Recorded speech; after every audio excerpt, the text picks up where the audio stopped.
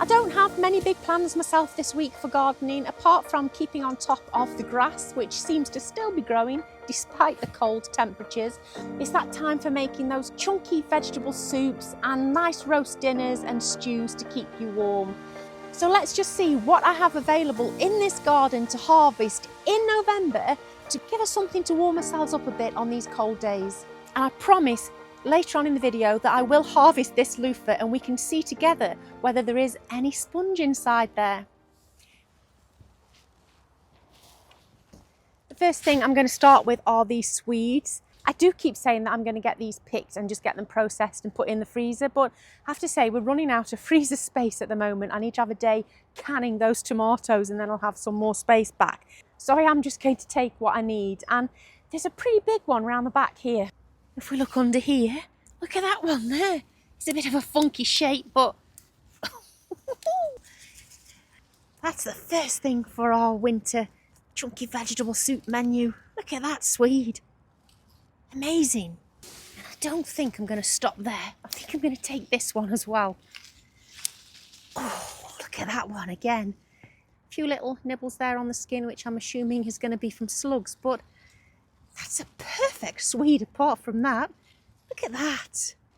I'm really delighted with those. Now, I don't have the room in this little basket to take all of the foliage in as well. So what I have done is brought a little tub with me, and I think I'm going to put some gloves on.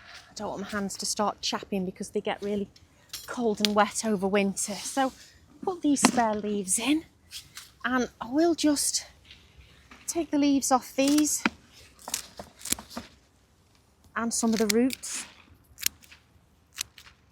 Minimise the amount of soil that I put down our sink. Doesn't go down very well. And same with this one.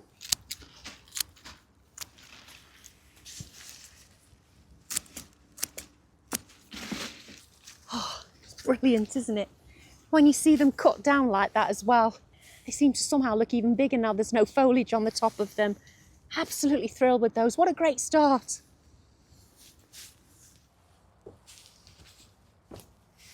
We don't have to go far to find what I'm going to harvest next because it's in this bed.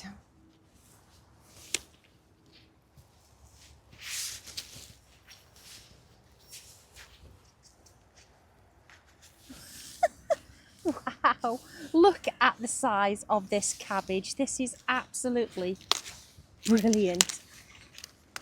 You've seen me harvest one of these already before, but I don't think it was as big as this.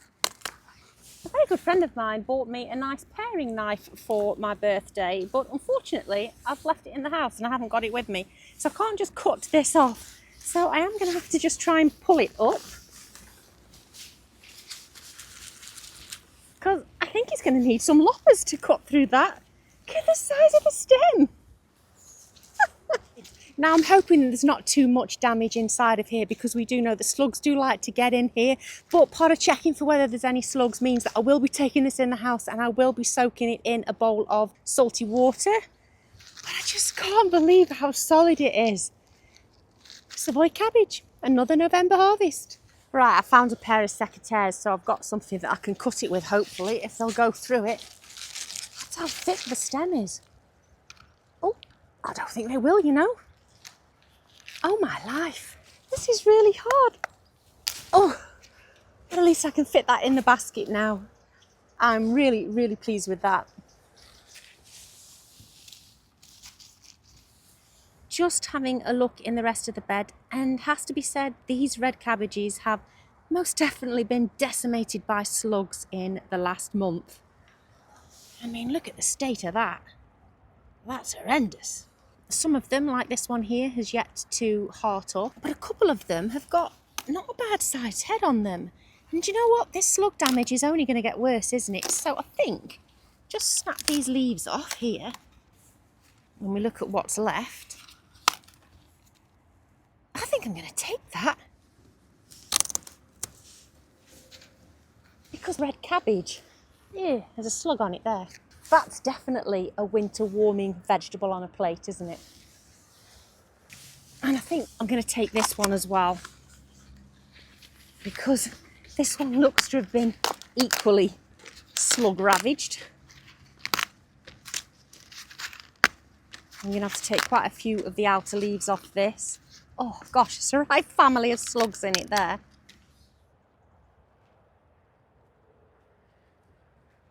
Wow, look at that. The sun has just come out. I don't think we've seen a blue sky for, well, it must be nearly 2 weeks now. Absolutely brilliant. So we've got swede, red cabbage and Savoy cabbage. But the next thing that I'm going to harvest is one of my most favourite winter warmers. And I haven't harvested it yet this year. And I am truly, truly looking forward to it. So let's go and have a look at the next bed. It's time to harvest my first celeriac and I'm so excited. And I have to say it's probably just about in time because this celeriac here looks like it's considering putting up a flower stalk. So I might have to take that one first. No, I've never harvested celeriac before, but that looks like it might be pretty tough. But I do have a little trowel. Oh, I love celeriac mash. One of my favourite things. So I've been waiting a long time for this. Now this variety is called Giant Prague and I sowed these way back in February. I seem to remember that I had to sow them a couple of times because I forgot that these are seeds that you just sow by putting them on top of the soil. They need light to germinate. And they seem to be waiting for ages to be able to get planted out. And then here we are, about to harvest them. Oh wow. Oh dear, there's a worm on it there. Don't go that way.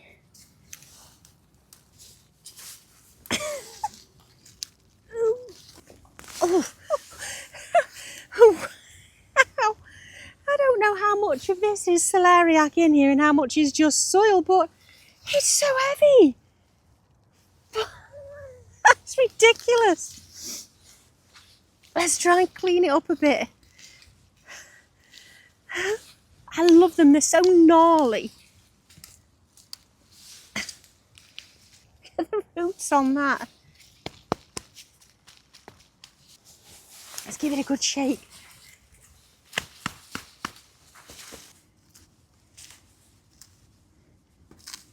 I've no idea how big the actual celeriac is underneath here yet.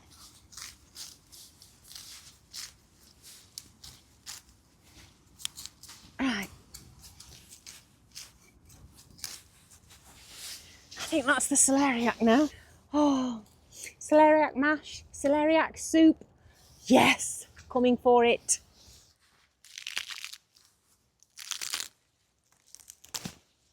It really does smell delicious. Oh, I really can't wait for this. This basket's filling up now. And now because I'm such a huge fan of celeriac, I actually think I'm going to harvest a second one. I don't want to process it all when I get in the house and then realise that I don't actually have enough celeriac to do what I want to do. Oh, wow. Oh, this one's even heavier. Wow, I can barely lift that. Oh.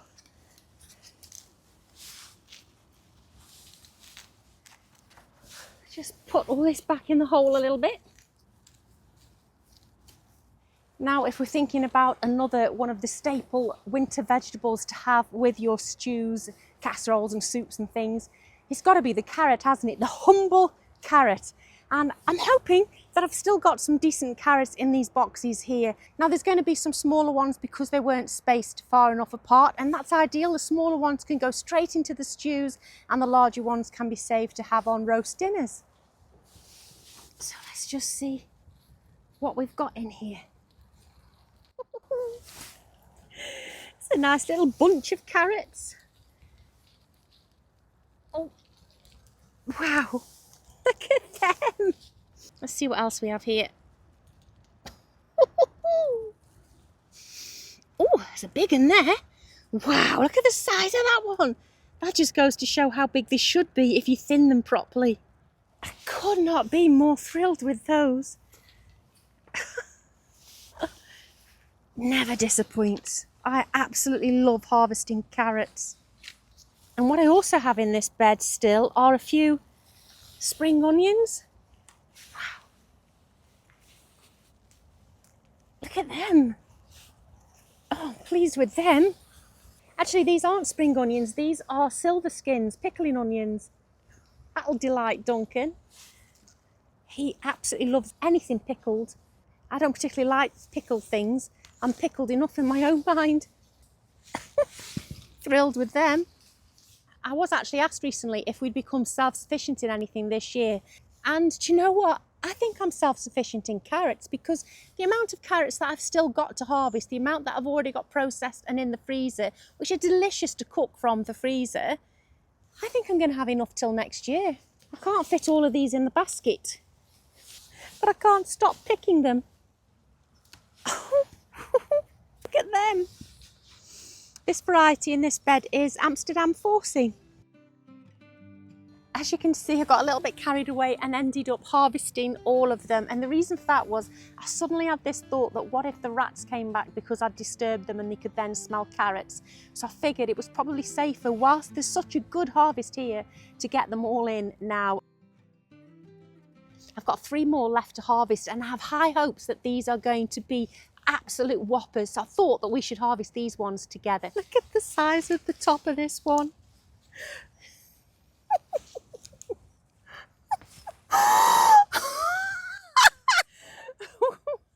Wow, that is definitely the biggest carrot I've harvested this year. Unbelievable. God, I didn't know they could grow that big. I've been really thrilled with this size or this size. I thought that was a mammoth carrot. And then look how long that one is. I thought they were absolutely brilliant. I mean, to be fair, I've been happy with carrots this size, but look at that. Unbelievable. Wow. I've got this little one here next to it, and then this one too. Oh, not as long as that one, but another really good carrot. Wow. Take the tops off. And I'm thinking to myself, if I'm going to pick carrots, I really need to go to the end bed and get myself at least 1 parsnip, don't I? Come on.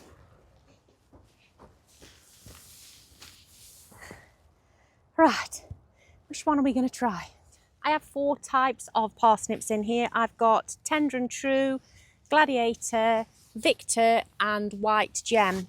The one I harvested last time was one of these Tender and True, so I think I'm going to have a look at one of the Victors. And I don't know how easy these are going to be to come out. I'll have a little look around it. And if I push it down, apparently that's the trick. Oh, it's gone down a long way. But will it come back up? I don't know, you know. Oh, it's coming. Oh. What a lovely parsnip. I'll just put all the soil back in. I think that we should get one of every one so that we can compare them. So I'll leave that there because that's the Gladiator. So then I'll try and get one of these Tender and True again. Wow. And again, push down. Oh, really push down then. Oh. Oh. Oh. Look at that, so Tender and True. Gladiator. And if I come round this side now, we'll have a look at one of the Victors. Let's see if I can find one first. Oh, oh no, we haven't done very well with these. He's a nice parsnip, but he's only little. And there's another one next to him. Look at that, look how long they are. They've not fattened up. Is there a bigger one anywhere? Oh, I don't think there is.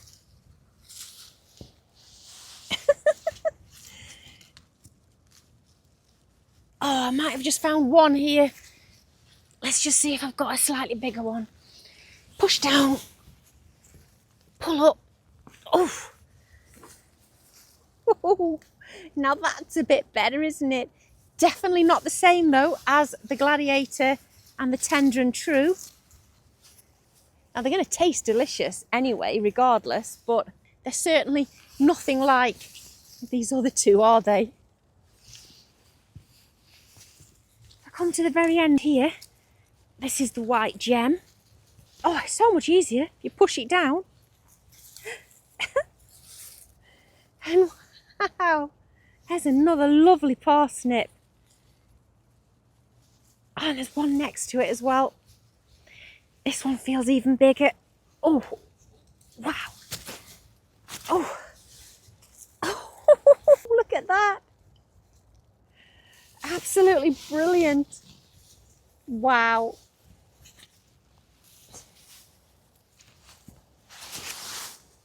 Look at them for a parsnip reveal. I'm absolutely thrilled with them.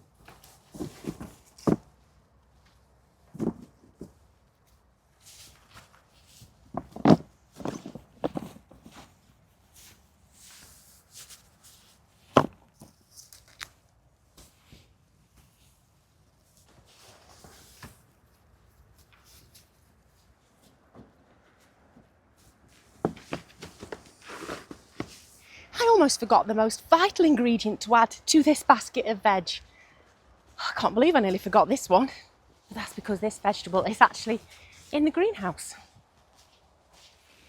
And obviously it's potatoes. Everyone needs a potato in a stew, don't they? And I grew a lot of my potatoes in buckets this year because they're just perfectly stored this way. The soil is nice and dry. The potatoes will keep for a really long time stored just in these buckets like this. I fell into the trap last year of growing Christmas potatoes in summer, and those potatoes had blight and I didn't get that much of a crop from them at all. You don't need to do that. These were planted in March and these will be harvestable right through until early spring. Let's see what we've got. This bucket is King Edward's. Now they're never as big in a bucket, but look at that, it's a beautiful potato. Oh, and another one.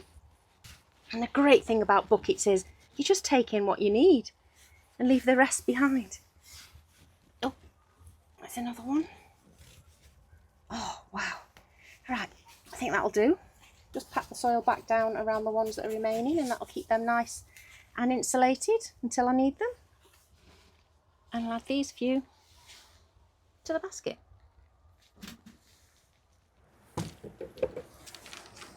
What a haul, absolute madness. Did not expect to be harvesting all of those carrots today. Probably didn't need to, but I just had this horrible feeling about the rats. But while I'm down this end of the garden, before we get to the loofah, if you look behind me, you can see that those artichokes have really died back now, which suggests that they should be ready to harvest. It might be too early, but let's have a little look.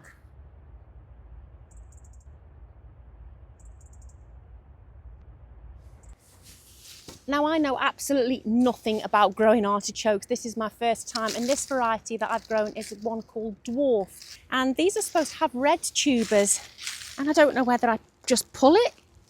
So I'll give that a go first. Oh! Oh! I'm assuming that's the artichoke. It's only little. Oh wow! I think they're supposed to probably be a bit bigger than that, but that is what we've got. Let's see if there's anything else in here. Oh, wow! Now that's a better size, isn't it? Look at that. And that one there too. I think that might be it though. Oh, no. There's a little one at the bottom there. And oh my, there's more. This is off one plant. Wow. I thought that was it. Oh, now we're talking. Wow, what a harvest off of just one plant. I think that's it for that plant.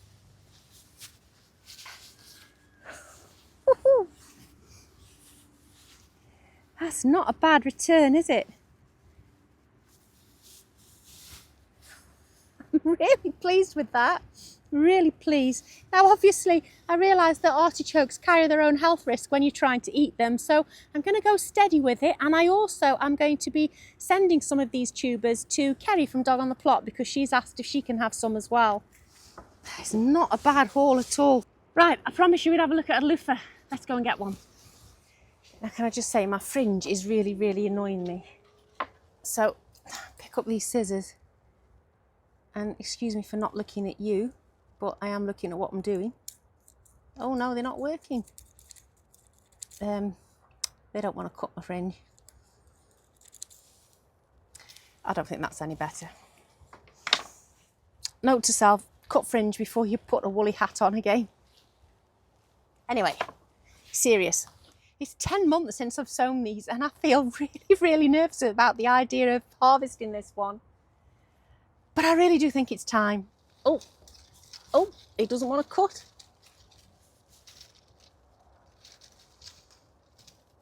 Oh my, there's no shaking of seeds in it, so it's not looking good. And I'm also going to take this one here.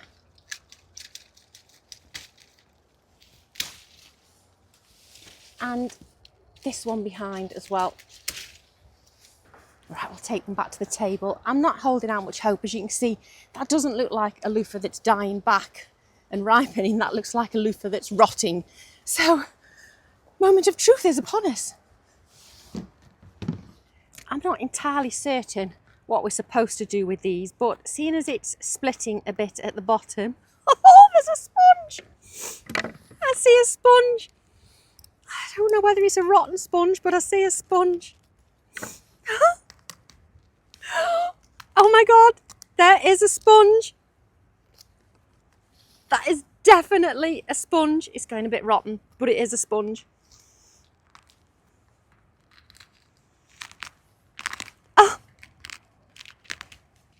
Oh my God, I did it! I did it! I grew a loofah sponge. Oh, I'm gonna cry. I'm gonna cry.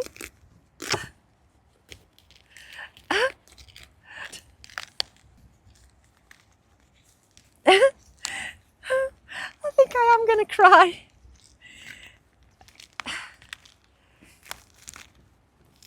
Wow.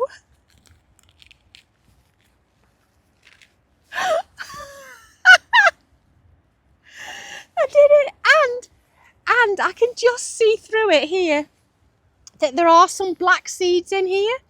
So it looks like when I wash it out properly and give it a good clean and shake it out and dry it and then shake it out, I'm hoping that there's going to be some viable loofah seeds in here to do it all again next year.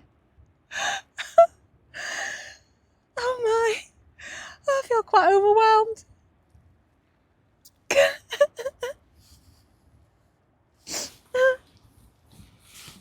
Shall we have a look at another one? And just see if I can cut the end off it and see what's in this one. I believe you're supposed to press on them actually to loosen the skin.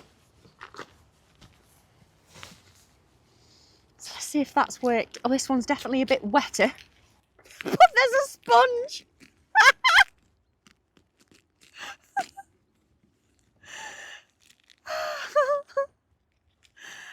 I did it!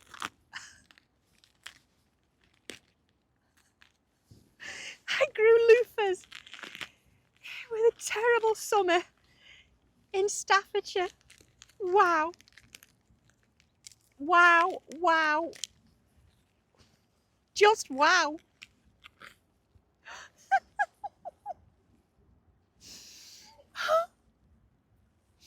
I can't tell you how happy this is making me. And seeing as we've done those two, we might as well do this one as well. I'm gonna roll it again.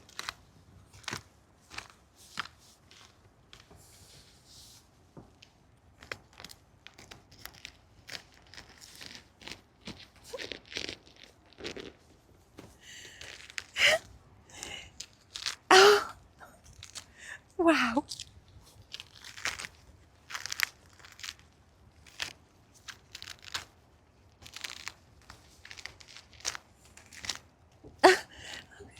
almost speechless. Another one, and again, if you look really closely, you can see just through the surface there that there are some black seeds in there, which means that they will be viable. Now, obviously, I am going to have to trim this edge off here that's gone a little bit rotten, so they were going over. But, oh, I think I might be able to get at a seed now. There you go. Hey, just to show you, there's a seed. If they're not ripe enough to be used for germinating again, they won't have turned black. They'll still be like a pale colour, the same as the loofah. So to have those black seeds in there tells me that it's matured. And there will be a lot of seeds in here when I clean them. I am absolutely delighted.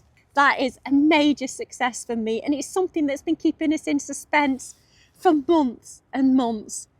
In a future video, I will show you how I'm going to process these loofah sponges and what I intend to do with them. But for now, I'm just going to sit here gooey-eyed and stare at them, and I'll catch you in the next video. Thanks for watching. Look after yourselves. Bye.